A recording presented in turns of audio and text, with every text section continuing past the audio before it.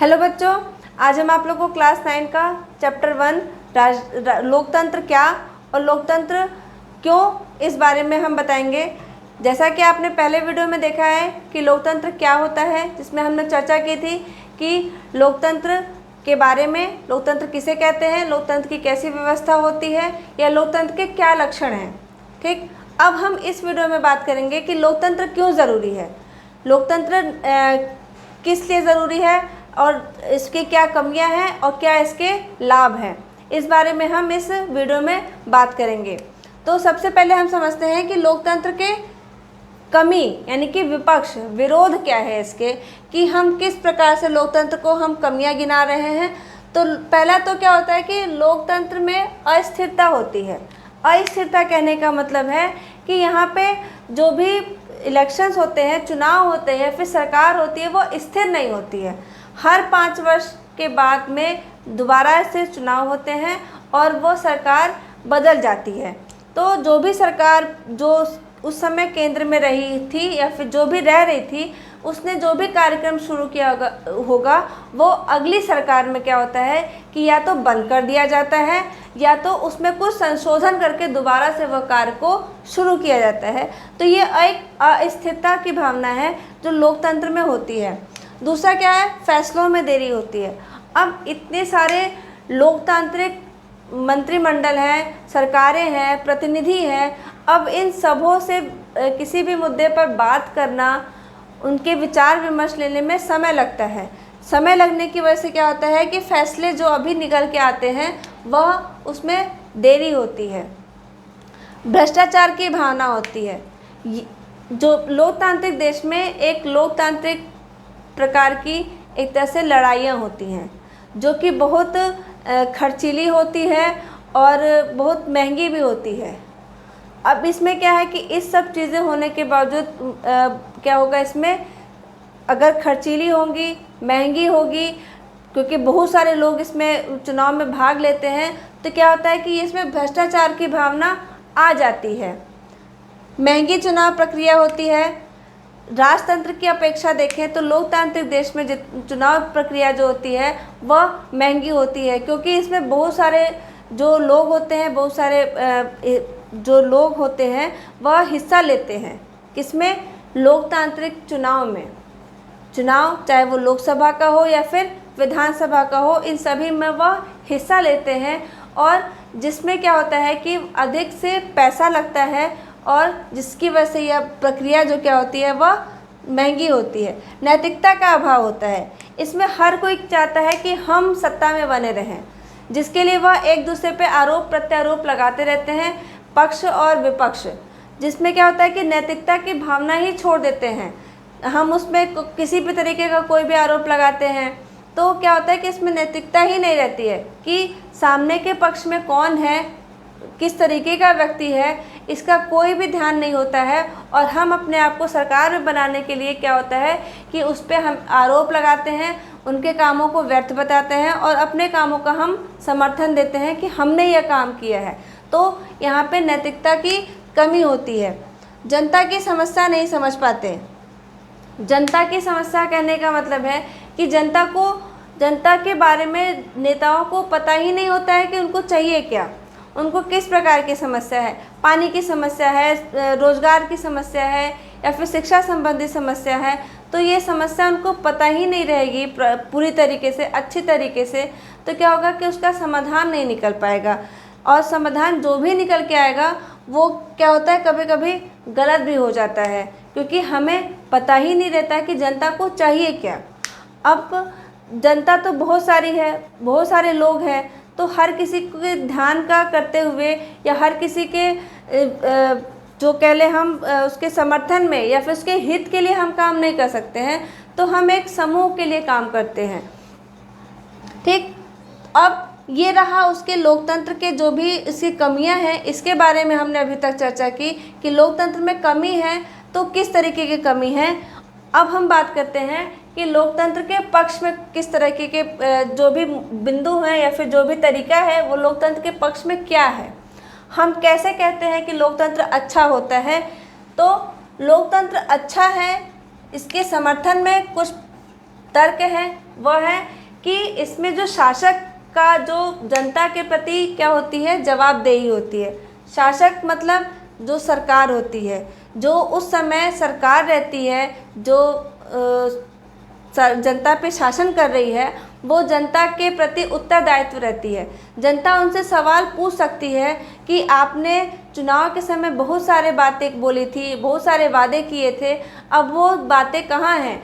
आपने जो जो कहा था कुछ काम करने के लिए, वो काम भी अभी तक नहीं हुआ है। तो सरकार को उसका उत्तर देना पड़ेगा कि अभी वह काम नहीं हुआ है तो क्यों नहीं हुआ है, और अगर हो रहा है तो वह कितना है, क्या क्या चीज़ें उसमें हो चुकी हैं। तो कहने का मतलब है कि सरकार जो है वो जनता के प्रति उत्तरदायित्व होती है कि वो जनता की हर समस्या का समाधान करे। दूसरा क्या है कि अच्छे निर्णय लेने की संभावना होती है। अच्छे कहने का मतलब है कि बेहतर, जो जनता के लिए हित में हो, जनता का जिससे भविष्य सुरक्षित हो सके, वो जिससे वो अपने काम कर सके। तो उस तरह के निर्णय लेने के लिए भी जो लोकतंत्र है वो एक अच्छी व्यवस्था होती है। अब क्या है, मतभेद और टकराव की जो स्थिति होती है, इसको भी संभालने का तरीका कहाँ है? लोकतंत्र में। मतभेद और टकराव कहने का मतलब है कि एक लोकतांत्रिक देश जहाँ पे बहुत संख्या में लोग रहते हैं। अब बहुत संख्या में रहते हैं तो इसका मतलब एक ही धर्म से नहीं होंगे। हम जैसे कि हमारा भारत क्या है कि जहाँ पे अलग अलग जाति के, धर्म के, संप्रदाय के या फिर समूह के लोग रहते हैं। अब इसमें अलग अलग लोग हैं तो किसी ना किसी मुद्दे पर यहाँ पे मतभेद भी होते होंगे। अब इन मतभेदों को और टकराव को एकदम बहुत ज़्यादा ही विकराल स्थिति में ना उत्पन्न हो जाए, या फिर आपस में लोग ना लड़ ले, या फिर किसी तरीके का कोई समस्या ना उत्पन्न कर ले, तो इसका समाधान कौन करता है? सरकार। कौन सी? लोकतांत्रिक सरकार, जो कि इस तरह का काम करती है कि जहाँ पे सभी धर्म आपस में मिलजुल करके रहते हैं, उसमें किसी भी तरह का कोई मतभेद नहीं होगा। अगर होता भी है तो सरकार उस पर नियंत्रण रखने का काम करती है कि आपको कोई परेशानी नहीं होगी। अब क्या है कि नागरिक के सम्मान को बढ़ाता है। नागरिक के सम्मान को बढ़ाने का मतलब क्या है कि लोकतांत्रिक देश जहाँ पे हर वर्ग के, हर तरह के लोग रहते हैं। हर वर्ग हर तरह के कहने का मतलब है कि यहाँ पे अमीर भी हैं, गरीब भी हैं, जिनके पास बहुत ज़्यादा धन संपत्ति है, जिनके पास कुछ भी नहीं है, किसी भी धर्म से हैं, किसी भी जाति से हैं, कहीं के भी हैं, किसी भी जन्म स्थान से संबंधित रखते हैं, लेकिन सभी को समान अधिकार प्राप्त है, सभी को वोट देने का अधिकार प्राप्त है। कि ऐसा नहीं है या फिर कि आप कह सकते हैं कि हम गरीब हैं तो हम वोट नहीं डाल सकते हैं, या फिर हम अमीर हैं तो हम शिक्षा ग्रहण कर सकते हैं, तुमको ये अधिकार नहीं है। तो यहाँ पे लोकतांत्रिक देश में प्रत्येक नागरिक को उसके अधिकार दिए गए हैं और अधिकारों के रूप में उनका सम्मान किया जाता है। गलतियों में सुधार। अब गलतियाँ कहने का मतलब क्या है कि आज तक कोई ऐसा व्यक्ति नहीं है जिससे गलती ना हुई हो। अब अगर आपस में गलती है तो आदमी छुपा जाता है, लेकिन अगर इतनी जनसंख्या में अगर कोई गलती सरकार से कुछ होती भी है तो क्या होता है कि उस पर संशोधन होगा, सामने आएगी जनता के और उसमें संशोधन होगा, उसमें सुधार करने की गुंजाइश होती है कि आप जो भी कोई भी अगर कोई निर्णय लिया जाता है तो अब क्योंकि पता नहीं रहता है कि जनता को चाहिए क्या, तो उसमें कुछ गलतियां निकल जाती हैं, लेकिन जब ये सामने आती हैं तो फिर उसमें संशोधन करके उसमें कुछ चीज़ें ऐड कर दी जाती हैं या फिर उस चीज़ को निकाल दिया जाता है। तो क्या होता है कि यहाँ पे लोकतांत्रिक व्यवस्था में गलतियाँ में सुधार के अवसर भी मिलते हैं। मूलभूत अधिकार जो लोकतांत्रिक देश में हर जनता को मिलता है, अधिकार, समानता का अधिकार, स्वतंत्रता का अधिकार, शिक्षा का अधिकार, किसी भी काम में, किसी भी व्यवसाय में काम करने का अधिकार। तो ये अधिकार क्या है जो प्रत्येक नागरिक को चाहिए। और उससे भी अधिकार सबसे बड़ा तो शिक्षा का अधिकार, रोटी, कपड़ा और मकान का अधिकार, जो उसकी बेसिक ज़रूरतें हैं, ये लोकतांत्रिक देश में सबको दी जाती हैं। तो यह इसकी विशेषता है किसकी? लोकतांत्रिक की। तो अब हम समझ सकते हैं कि लोकतंत्र हमें क्यों ज़रूरी है। कमियां हैं, लेकिन कमियों के साथ में हमारे इसकी कुछ विशेषताएं भी हैं, इसके कुछ समर्थन भी हैं कि हमें लोकतंत्र चाहिए। और लोकतंत्र और राजतंत्र में एक ये मेन मुख्य अंतर है कि यहाँ पे जनता सरकार से प्रश्न पूछ सकती है, अपने लिए आपने हमारे लिए क्या किया है, इस बात को वह सरकार से पूछ सकती है। लेकिन राजतंत्र में क्या है? ऐसा कुछ नहीं है। वहाँ तो राजा ने कह दिया कि ये नियम लागू होगा तो होगा, जनता कुछ नहीं कर सकती है। और वहाँ पे कोई वोटिंग सिस्टम भी नहीं है कि आप विकल्प के द्वारा दूसरे राजा को, दूसरे किसी को राजा बना लो, तो यह भी कोई व्यवस्था वहाँ नहीं है। तो हमारा लोकतांत्रिक देश है जहाँ पे कमियों के साथ साथ, कमियों के होने के बावजूद इतने सारे उसकी विशेषताएं हैं। ठीक, अब इतना तक हमने समझा। अब आते हैं इसका जो आखिरी मुद्दा है, या इस पूरे चैप्टर का आखिरी पॉइंट क्या है कि लोकतंत्र का एक अर्थ। ओवरऑल कहे तो लोकतंत्र कहते किसको हैं, लोकतंत्र के बारे में हमने अभी तक समझा क्या है। तो लोकतंत्र हमने जो अभी तक समझा कि लोकतंत्र क्या है, लोकतंत्र एक ऐसी व्यवस्था है जिसमें जनता शासक को चुनती है, जिसमें जनता को यह अधिकार है कि वह शासक को वोटों द्वारा चुने, और अगर वह उसके हितों का ख्याल नहीं रख पाती है, नहीं काम कर पाती है, तो अगले 5 वर्ष के बाद किसी अन्य विकल्प द्वारा, किसी अन्य विकल्प को जो दूसरी पार्टी से संबंध रखता हो, उसको वोट दे करके वह सरकार में बिठा सकती है। तो हमारे यहाँ जनता सर्वोपरि है। जनता क्या है?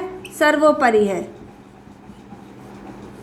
इसमें 18 साल से जितने भी ऊपर के लोग हैं, इनको वोट देने का अधिकार है। लोकतांत्रिक व्यवस्था में 18 साल से जितने भी ऊपर के जो भी लोग हैं, चाहे वो स्त्री हो, पुरुष हो, कोई भी हो, किसी भी धर्म का हो, उसको वोट देने का अधिकार है। इसको हम वयस्क मताधिकार भी कहते हैं कि वयस्क मताधिकार क्या है? तो अपनी एक जो वोटिंग एज है उसको क्रॉस करके हम सरकार के लिए हम वोट करते हैं। अब क्या है कि इतने सारे लोग हैं, जनता है, पार्टियां हैं, तो अब इतनी सारी व्यवस्था होने के बावजूद क्या होगा, यहाँ पे थोड़ी सी अराजकता आ ही जाएगी। अब जहाँ सत्ता सब ज़रूरी है सबके लिए, और लोग भी भांति भांति के हैं, जो भी राजनीतिक पार्टियां हैं वो भी अलग अलग तरीके की हैं, तो इसमें कुछ अराजकता या फिर छोटे मोटे दंगे फसाद तो कॉमन सी बात हो जाती है। तो अब इसको कौन समझाए, इसको कौन संभालेगा या समझाएगा? कि लोकतांत्रिक देश में ही, क्योंकि जनता भाई सब समझती है। वह अगर आप कुछ ऐसा कुछ काम करते भी हो तो आप इसी समय सत्ता में रहोगे, लेकिन अगले 5 साल के बाद क्या होगा कि आपको हटा दिया जाएगा और फिर एक नई सरकार को चुना जाएगा। तो ये जनता के हाथ में है। लोकतंत्र एक अच्छा विकल्प है। लोकतंत्र अगर वैकल्पिक रूप में माने तो यह एक सबसे अच्छा विकल्प माना जाता है। जो व्यक्ति राजतंत्र व्यवस्था को देख चुका है या फिर उसको समझता है, उसको लोकतंत्र एक सबसे अच्छा माध्यम लगेगा या सबसे अच्छा देश रहेगा रहने के लिए, क्योंकि उसको पता है कि राजतंत्र में कैसी व्यवस्था होती है और लोकतंत्र में किस प्रकार की व्यवस्था है। यहाँ पे जनता को अधिकार मिले हैं, जनता ही सर्वे सर्वा है, तो लोगों के लिए लोकतंत्र एक अच्छा विकल्प होता है या है। अब यहाँ पे सबसे आखिरी और मेन मुद्दा क्या है कि लोकतांत्रिक देश में नागरिकों के सम्मान की रक्षा की जाती है, या फिर नागरिकों का सम्मान क्या आता है? नागरिकों का सम्मान, उनके अधिकारों का सम्मान, ये कहाँ होगा? सिर्फ लोकतांत्रिक देश में, कि हमें समानता का अधिकार मिला है, हमें स्वतंत्रता का अधिकार मिला है। अब अधिकार तो मिले हैं, अब इसकी रक्षा कौन करेगा? तो ये भी लोकतांत्रिक देश ही करती है कि जो भी हमारे यहाँ की जनता है उनको किसी प्रकार के उनके अधिकारों का कोई हनन ना करे और किसी भी प्रकार की उनको कोई समस्या ना हो, इसका ध्यान कौन रखेगा? तो हमारे यहाँ की लोकतांत्रिक देश की सरकार रखती है। अपने जनता के लिए, जनता के हितों को ध्यान में रखती है, उसके प्रति अपने कर्तव्यों को वो पूरा करती है। ठीक, अब इस पूरे वीडियो में हमने समझा कि लोकतंत्र की कमियां थी और लोकतंत्र की कुछ अच्छाइयाँ थी। लोकतंत्र का ओवरऑल मतलब क्या होता है, लोकतंत्र हमें ज़रूर चाहिए तो क्यों चाहिए, अब लोकतंत्र क्या और लोकतंत्र क्यों, ये पूरा चैप्टर आपका जो 9th क्लास का फर्स्ट चैप्टर है वो कंप्लीट हो चुका है। आशा करते हैं कि ये दोनों वीडियो आपको समझ में आया होगा और अगले वीडियो के लिए हमारे साथ बने रहें। Okay, thank you.